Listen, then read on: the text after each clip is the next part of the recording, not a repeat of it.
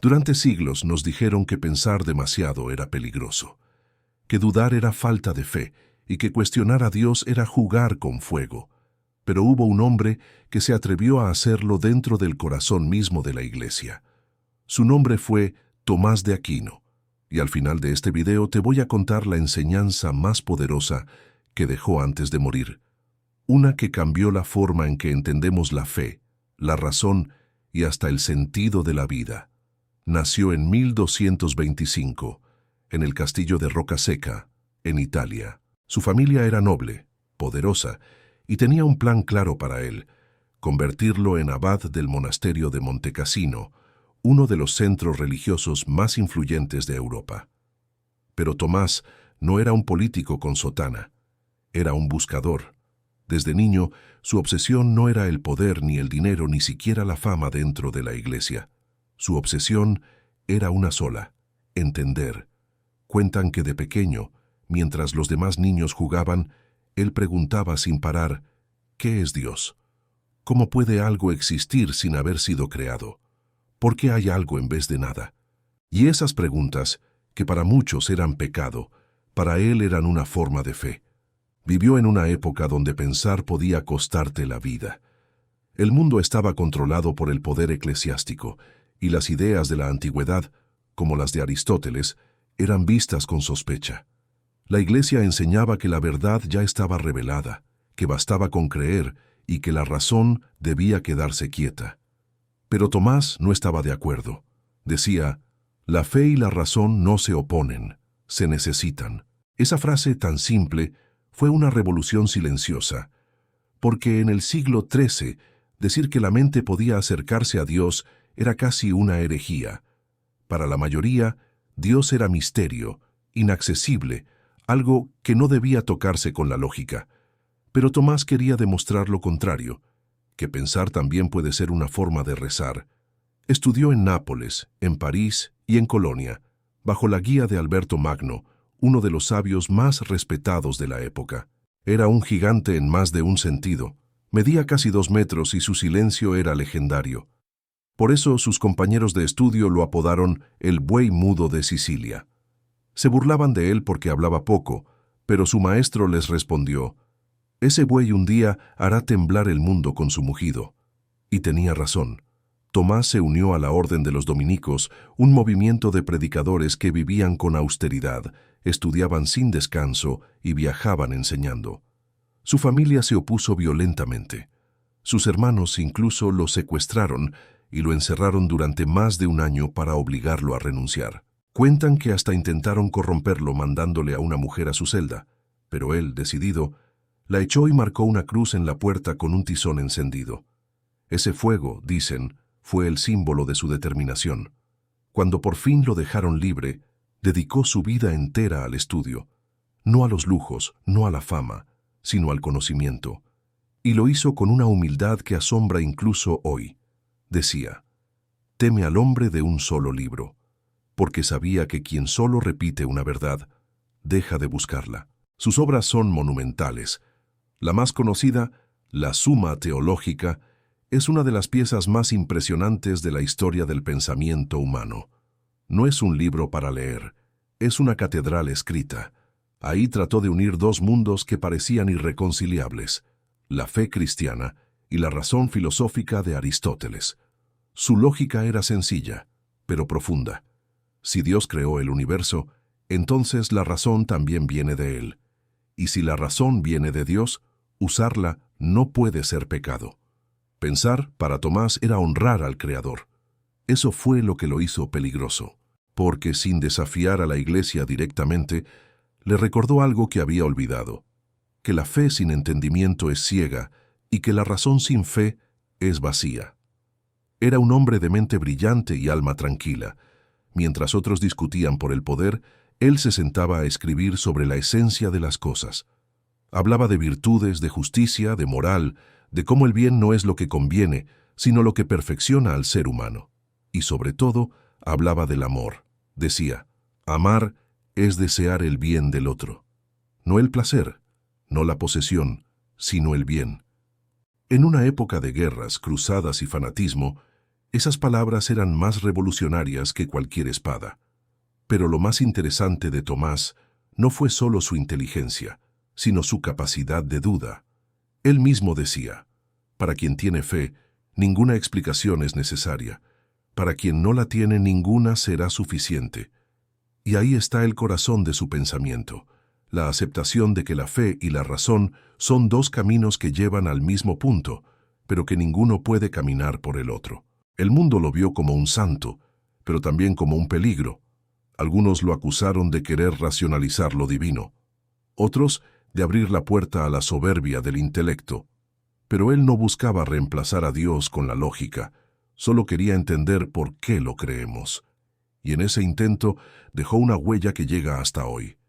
Porque sin Tomás de Aquino, el pensamiento occidental sería otro. Su manera de razonar dio forma a universidades, leyes, y a la idea misma de lo que significa pensar con rigor y fe al mismo tiempo. Pero lo más poderoso aún está por venir. Porque lo que descubrió al final de su vida, y que te voy a contar al final de este video, no está en ningún libro. Fue algo que cambió todo lo que creía sobre la razón, la verdad y la existencia. Algo que lo hizo dejar de escribir. Tomás de Aquino no creía en verdades impuestas, creía en verdades comprendidas. Por eso decía, teme al hombre de un solo libro, porque quien solo repite, deja de pensar. Y eso era lo que más le preocupaba. La fe sin reflexión se convierte en obediencia ciega. Su filosofía fue un puente. Unió lo que el mundo había separado, la fe y la razón. Antes de él, el pensamiento estaba dividido. Por un lado, la religión, el alma, Dios, el cielo. Por el otro, la filosofía griega, la razón, la lógica, la naturaleza. Para muchos esas dos corrientes eran irreconciliables, pero Tomás dijo, no, ambas son verdad, solo que hablan lenguajes distintos. Inspirado por Aristóteles, introdujo una idea que cambió todo, que la razón humana puede conocer las causas naturales, pero no todas las causas últimas, que podemos entender el cómo, pero no siempre el por qué, y que ahí, justo en ese límite, empieza la fe. Esa visión era revolucionaria, porque mientras unos querían eliminar la religión con la lógica y otros querían eliminar la lógica con la religión, Tomás propuso algo más maduro, que pensar y creer no se excluyen, se completan. Por eso su obra más grande, la Suma Teológica, es una mezcla perfecta entre filosofía y teología. Ahí se atrevió a formular una de las preguntas más grandes de la historia. ¿Podemos demostrar la existencia de Dios usando la razón? Y sí, lo intentó. Formuló sus famosas 5 vías, 5 caminos racionales para llegar a la idea de Dios. No como un truco, sino como un esfuerzo por entender con la mente lo que el alma ya intuye. La primera vía decía que todo lo que se mueve es movido por algo. Y si sigues esa cadena de causas hasta el inicio, llegas a un primer motor inmóvil, Dios. La segunda, que todo lo que existe tiene una causa, y que debe existir una causa primera sin ser causada. La tercera, que todo lo posible existe porque algo necesario lo sostiene. La cuarta, que todas las cosas se comparan en grados de perfección, y debe existir una fuente suprema de esa perfección. Y la quinta, que el orden del universo no puede venir del azar, sino de una inteligencia que lo orienta hacia un fin. En resumen, Tomás decía, la razón no prueba a Dios como un experimento, pero puede mostrar que su existencia no contradice la lógica. Y eso era una locura para su tiempo, porque antes de él, muchos pensaban que creer era apagar la razón. Él, en cambio, demostró que creer sin entender no es fe, es miedo. Su pensamiento no se quedó solo en lo divino. También escribió sobre ética, política, justicia, educación y felicidad. Y curiosamente, su visión de la felicidad no tenía nada que ver con el placer ni con el éxito. Decía que la verdadera felicidad no está en lo que posees, sino en lo que te haces capaz de comprender, porque quien entiende deja de sufrir por lo que no puede controlar. Esa idea es tan profunda que suena casi estoica. Para él, el bien no era lo que te conviene, sino lo que te mejora. Y el mal no era un poder oscuro, sino la ausencia de bien. Decía, el mal no existe por sí mismo, es solo la falta de lo que debería estar.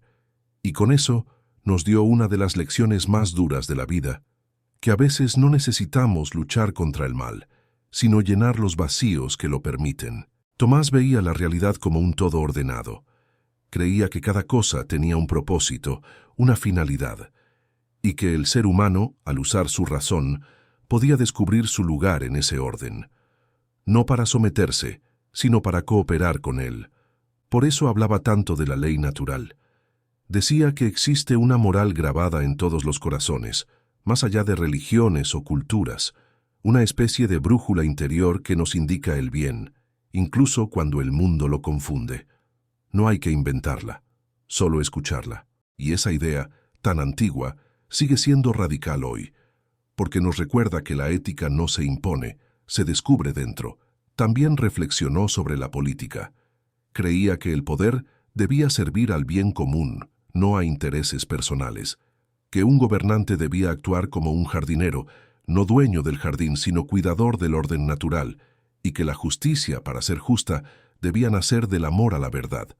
Esa visión lo volvió un referente para siglos enteros. Los fundadores de las universidades europeas lo estudiaron, los teólogos lo citaron, los juristas lo usaron para pensar la ley, y hasta los científicos lo respetaron por su método lógico. Pero lo más interesante de todo es que Tomás no era un fanático, era un pensador que entendía sus propios límites. Sabía que el conocimiento humano siempre será parcial. Decía, cuanto más conoce el hombre, más reconoce su ignorancia. Y esa humildad intelectual es lo que lo hace tan grande. Mientras muchos buscaban imponer su verdad, él buscaba entenderla de los demás. Incluso cuando no coincidía, escuchaba. Y eso, en una época de hogueras y persecuciones, era heroico. A veces lo pintan como un santo perfecto, pero también tuvo dudas. Hubo momentos en los que se preguntó si sus razonamientos eran verdaderos o simples juegos de la mente. Pero nunca dejó de escribir, de pensar, de buscar, porque para él, la fe sin búsqueda no crece. Y así vivió, entre la disciplina del estudio y la humildad del silencio, hasta que un día algo cambió. Durante una misa, en 1273, algo le ocurrió. Nadie sabe exactamente qué fue. Algunos dicen que tuvo una visión mística, otros que simplemente comprendió algo demasiado grande para decirlo, pero después de eso, dejó de escribir. Cuando sus discípulos le preguntaron por qué, solo dijo, «Todo lo que he escrito me parece paja comparado con lo que he visto». Y con eso, cayó para siempre. Después de aquel día en que dejó de escribir, Tomás de Aquino ya no fue el mismo. Sus discípulos lo veían callado, sereno, como si hubiera entendido algo que los demás todavía no podíamos comprender. Él, que había pasado toda su vida buscando explicaciones, terminó su camino en el silencio. Y ese silencio decía más que todos sus libros. Poco tiempo después, mientras viajaba a Lyon para participar en un concilio, cayó enfermo. Lo llevaron al monasterio de Fossanova, donde pasó sus últimos días rodeado de monjes. Murió el 7 de marzo de 1274, con apenas 49 años. Su cuerpo se apagó joven, pero su pensamiento se volvió eterno. Años después, la Iglesia lo canonizó. Pero más allá de los títulos, lo que realmente hizo inmortal a Tomás fue su forma de pensar. Porque no defendió dogmas, los entendió, y no impuso verdades, las razonó. Su influencia se expandió por toda Europa. Sus escritos se convirtieron en el eje del pensamiento medieval y siglos después, en el cimiento de la filosofía cristiana moderna.